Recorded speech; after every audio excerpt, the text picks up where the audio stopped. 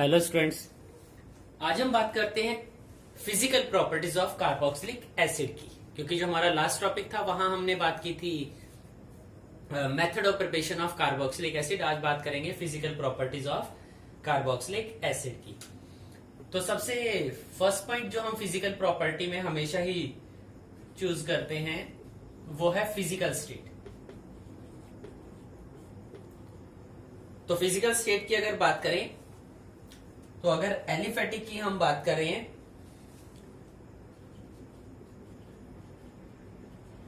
तो जो first 9 carbon atoms वाले हैं, up to 9 carbon atoms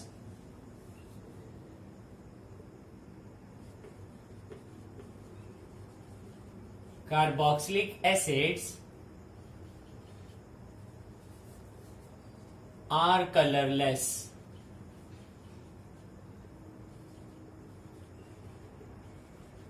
Liquids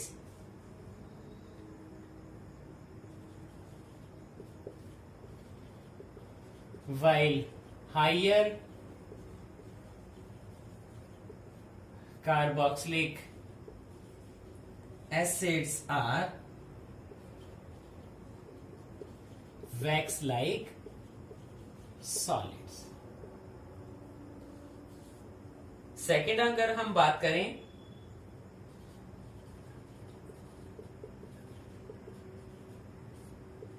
तो सॉल्युबिलिटी हमारे पास है, और सॉल्युबिलिटी में हम कह सकते हैं फर्स्ट 4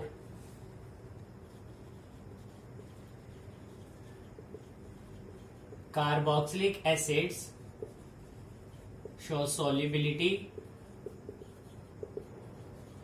in water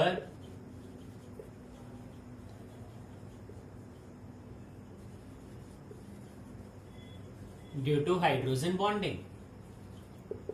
ठीक है, जो फर्स्ट 4 मेंबर्स हैं, फर्स्ट 4 कार्बोक्सिलिक एसिड्स हैं, वो क्या करते हैं, मिसिबिलिटी शो करते हैं, वाटर के अंदर इजीली डिसोल्व हो जाते हैं due to hydrogen bond formation. But as the number of alkyl group increase,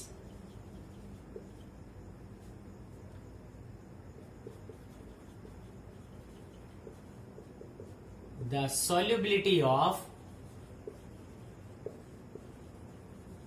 carboxylic acid decrease। ठीक है, तो जैसे जैसे नंबर ऑफ अल्काइल ग्रुप बढ़ता चला जाएगा वैसे वैसे जो सोल्युबिलिटी है कार्बोक्सिलिक एसिड की वो डिक्रीज करेगी। और उसका एक सिंपल सा रीजन है हमारे पास कि जो अल्काइल ग्रुप है, जितना ज्यादा अल्काइल ग्रुप प्रेजेंट होगा वो हाइड्रोफोबिक पार्ट है। ठीक है, वो वाटर के अंदर डिसोल्व नहीं होता, इसीलिए जो कार्बोक्सिलिक एसिड है उसका सोल्युबिलिटी भी डिक्रीज करता चला जाएगा। तो हम ये कह सकते हैं कि जो फर्स्ट 4 कार्बोक्सिलिक एसिड हैं वो तो वाटर के अंदर डिसोल्व हो जाएंगे ड्यू टू हाइड्रोजन बॉन्डिंग, लेकिन जो हायर मेंबर्स होंगे वो डिसोल्व होंगे ऑर्गेनिक सॉल्वेंट्स के अंदर। ठीक है, जो हायर मेंबर्स हैं they will get dissolve in organic solvents like benzene, alcohols, chloroform. ठीक है, वो इस तरह के सॉल्वेंट्स के अंदर डिसोल्व होते हैं। तो इस चीज को हमने यहां ध्यान रखना है जब हम बात करेंगे सोल्युबिलिटी को लेके। उसके अलावा हमारे पास कुछ और फिजिकल प्रॉपर्टीज हैं जो कि हैं boiling point and melting point. तो अगर हम बात करें बॉइलिंग पॉइंट को लेकर,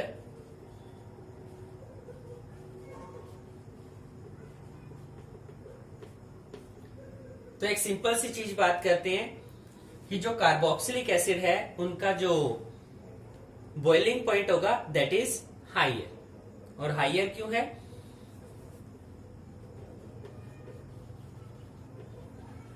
because of hydrogen bond formation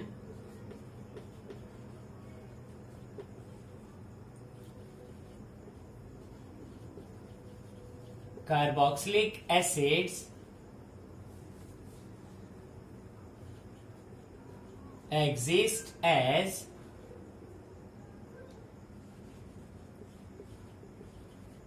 associated molecules.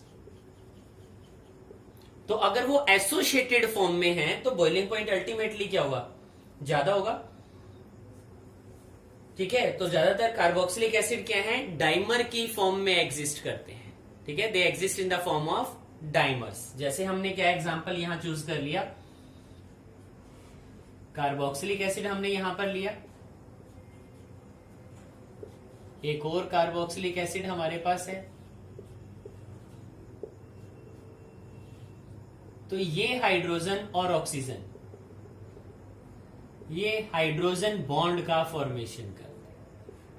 ये भी हाइड्रोजन बॉन्ड है और ये भी हाइड्रोजन बॉन्ड है, और इस वजह से ये एज ए डाइमर एग्जिस्ट करते हैं। डाइमर इसलिए हमने कहा क्योंकि दो कार्बोक्सिलिक एसिड क्या हो गए, आपस में हाइड्रोजन बॉन्ड का फॉर्मेशन करा के एसोसिएट हो जाते हैं, and due to the association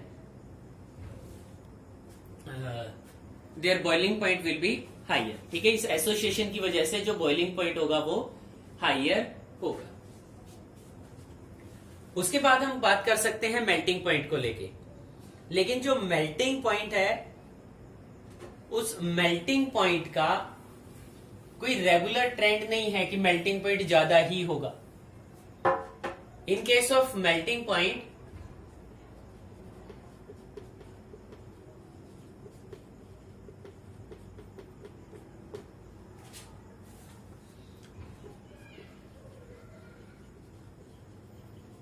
the carboxylic acids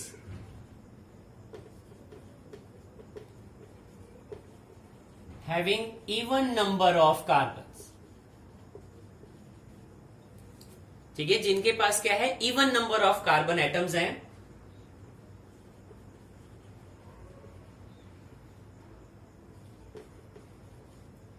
show higher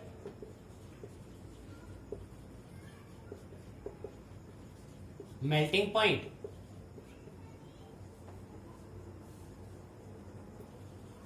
while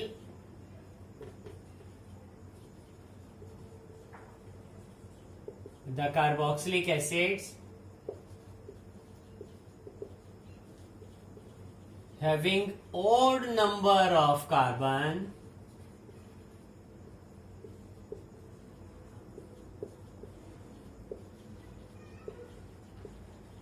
show lesser melting point।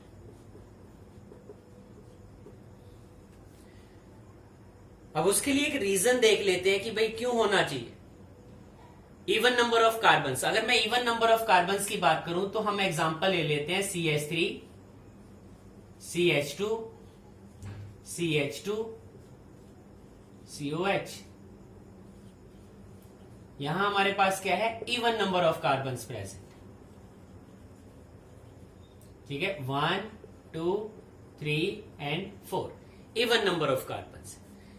जबकि यहां अगर हम एग्जांपल की बात करें तो 1, 2 and 3 containing odd number of carbon.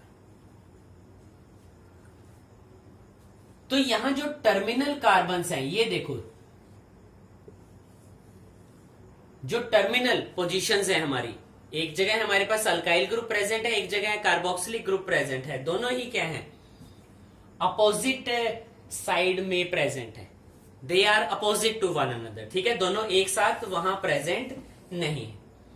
तो टर्मिनल ग्रुप्स के अपोजिट होने की वजह से यहां पर क्या होगा, जो कॉम्पैक्टनेस है वो कॉम्पैक्टनेस मैं क्या कहूंगा कि ज्यादा होगी, या ये कह दो कि जो क्रिस्टल है वो बड़ा इजीली फिट कर जाएगा सेकेंड वन के अंदर। लेकिन ओड में इस तरह से एग्जांपल ले लेते हैं, ओड के केस में ये ओड है 1, 2, 3, मान लो एक और क्रिस्टल आ जाए इसके साथ में, तो वो इस तरह से इसके साथ अटैच होगा, तो कहीं भी कॉम्पैक्टनेस नजर नहीं आ रही। लेकिन अगर मैं ओड नंबर में देखूं, सॉरी इवन नंबर से केस में देखूं, तो ऐसा ही एक और अगर मैं क्रिस्टल ले आऊं तो यहां देखो कॉम्पैक्टनेस है, फोर्सेस ऑफ अट्रैक्शन यहां पर थोड़ी ज्यादा होंगी, ये इजीली फिट हो जाएगा। लेकिन ओड में क्या है, वो इजीली फिट नहीं हो पाएगा।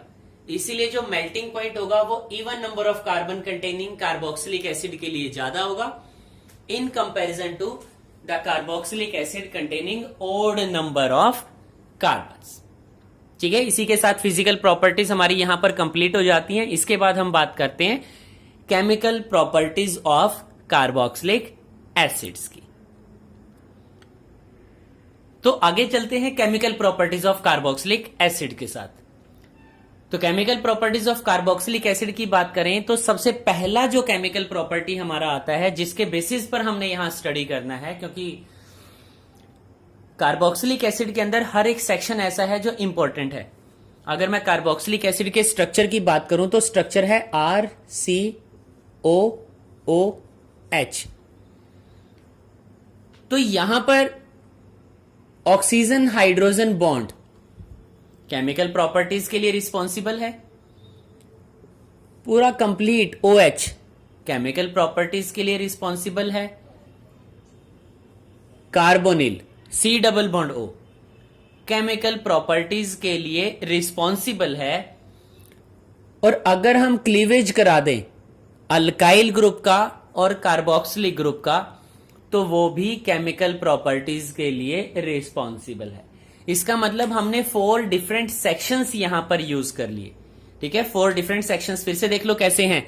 First one, cleavage of oxygen hydrogen, कि ऑक्सीजन हाइड्रोजन बॉन्ड ब्रेक हो जाए तो क्या होगी केमिकल प्रॉपर्टी, OH ये बॉन्ड क्लीवेज करे तो केमिकल प्रॉपर्टीज क्या होंगी, कार्बोनिल ग्रुप, इसकी वजह से केमिकल प्रॉपर्टीज क्या होंगी। या फोर्थ वन, अगर हम इस बॉन्ड को ब्रेक करा दें तो केमिकल प्रॉपर्टीज क्या होंगी।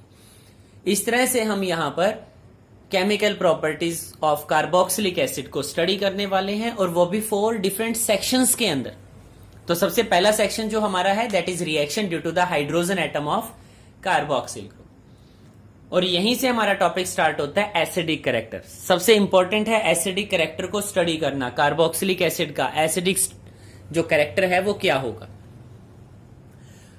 तो अगर acidic structure of carboxylic acid हमें स्टडी करना है तो हम बात करेंगे यहां पर सबसे पहले उसके प्रॉपर्टी की। हमने स्टडी किया अपनी 10th क्लास के अंदर या जूनियर क्लासेस में हमने स्टडी किया कि अगर एसिडिक कैरेक्टर चेक करना है किसी भी केमिकल सब्सटेंस के लिए तो हम क्या करें, उसे वाटर में डिसॉल्व करा दें। So when carboxylic acid are dissolved in water, जैसे ही उसको वाटर में डिसॉल्व कराया it dissociate in RCO negative and H3O positive. This is known as carboxylate ion.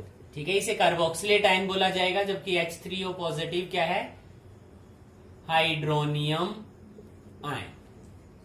ठीक है, RCO negative is known as carboxylate ion, जबकि H3O positive is known as hydronium ion. तो acidic character बड़ा easily किस तरह से हम बता सकते हैं कि जैसे ही कार्बोक्सिलिक एसिड को वाटर में डिसॉल्व कराया उसने क्या किया, H पॉजिटिव रिलीज किया, वाटर ने उस H पॉजिटिव को एक्सेप्ट किया और वाटर कन्वर्ट हो गया हाइड्रोनियम आयंस के अंदर। तो इस तरह से हम बात कर सकते हैं यहां पर। लेकिन अगर एसिडिक कैरेक्टर को समझना है, बड़ी अच्छी तरह से हमें समझना है, तो उसके लिए हमें कुछ पॉइंट्स को ध्यान रखना होगा।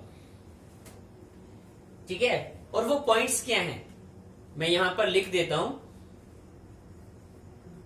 उसको, मतलब जो स्टेटमेंट है उन वर्ड्स को बड़ी अच्छी तरह से देखना। Carboxylic acids are acid because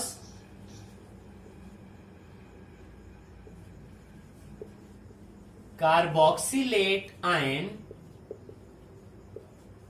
formed are stable। कि कार्बोक्सिलिक एसिड को एसिड इसलिए बोला गया कि उन्होंने जिन कार्बोक्सिलेट आयन का फॉर्मेशन किया वो कार्बोक्सिलेट आयंस क्या हैं, the carboxylate ions are stable, वो स्टेबल हैं। ठीक है, and due to the greater stability, क्योंकि कार्बोक्सिलिक एसिड क्या कर रहा है, H पॉजिटिव रिलीज करने के बाद एक मोर स्टेबल आयन का फॉर्मेशन कर रहा है। तो कार्बोक्सिलिक एसिड क्या है, एसिड होगा, क्योंकि वो भी क्या करेगा, जल्दी से इसका ग्रेटर टेंडेंसी होगा एक H पॉजिटिव लूज कर देना, ताकि वो क्या करे, एक स्टेबल कंप्लेक्स का फॉर्मेशन कर पाए। RCO नेगेटिव कार्बोक्सिलेट वो बना रहा है, इसका मतलब एक स्टेबल आयन का फॉर्मेशन कर रहा है, इसीलिए क्या है, कार्बोक्सिलिक एसिड एक एसिड की तरह बिहेव करता है। तो अब हम बात करते हैं एसिडिक कैरेक्टर को और अच्छी तरह से समझने के लिए कि कार्बोक्सिलिक एसिड्स किस तरह से एक स्टेबल कार्बोक्सिलेट आयन का फॉर्मेशन करते हैं। तो इसके लिए हमें देखना होगा रेजोनेटिंग स्ट्रक्चर को। सबसे पहले बात करते हैं कार्बोक्सिलिक एसिड के रेजोनेटिंग स्ट्रक्चर की। तो ऑक्सीजन के पास लोन पेयर प्रेजेंट है, यहां ऑक्सीजन के पास लोन पेयर प्रेजेंट है, लोन पेयर यहां शिफ्ट होगा, this will shift to the next one,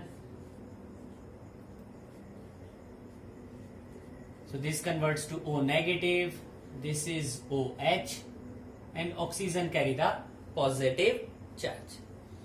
अगर मैं इन दोनों स्ट्रक्चर की बात करूं, इसको फर्स्ट स्ट्रक्चर मान लूं और इसको सेकंड स्ट्रक्चर मान लूं, तो जो सेकंड स्ट्रक्चर है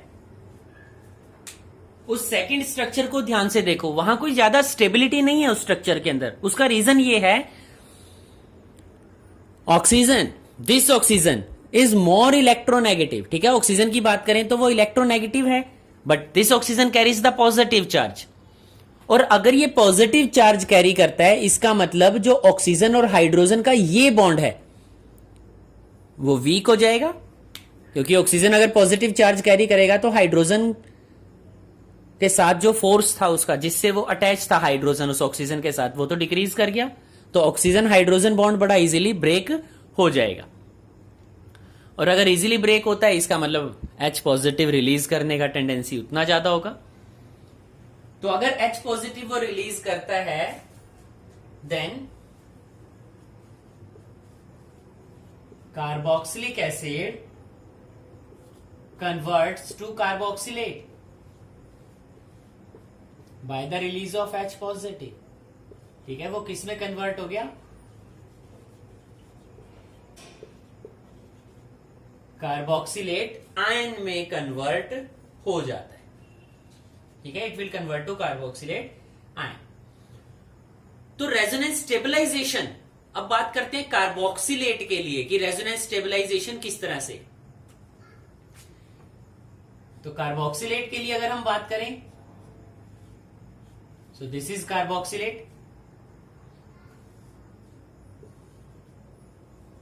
जो रेजोनेटिंग स्ट्रक्चर हमारे पास आएगा, this is O negative, this becomes double bond O।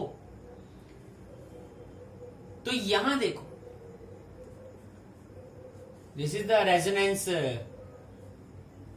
Hybrid structure.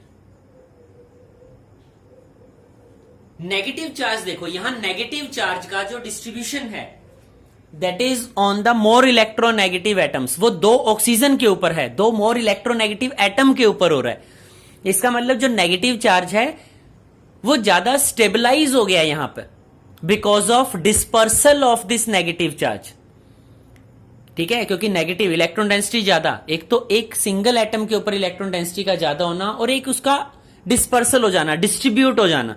तो डिस्ट्रीब्यूशन होने से क्या होगा, वहां पर ज्यादा स्टेबलाइजेशन आएगा। तो जो कार्बोक्सिलेट आयन है that is more resonance stabilized in comparison to the carboxylic acid, ठीक है, यहां रेजोनेंस स्टेबलाइजेशन थोड़ा सा ज्यादा है।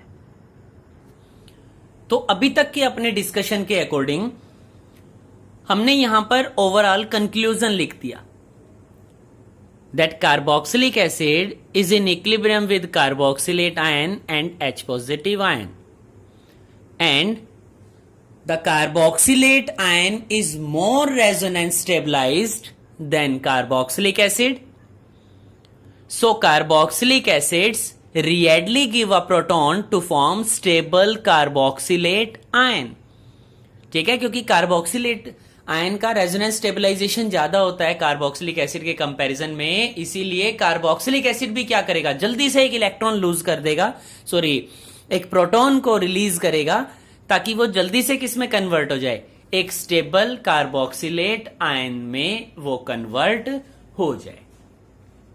तो इस तरह से एसिडिक कैरेक्टर को हम एक्सप्लेन कर सकते हैं on the basis of release of hydrogen, ठीक है, एज H पॉजिटिव। इसके अलावा कुछ और फैक्टर्स भी हमारे पास हैं यहां इस एसिडिक कैरेक्टर के अलावा, तो उस सेक्शन का नेक्स्ट वीडियो के अंदर बात करेंगे। Okay students, thank you.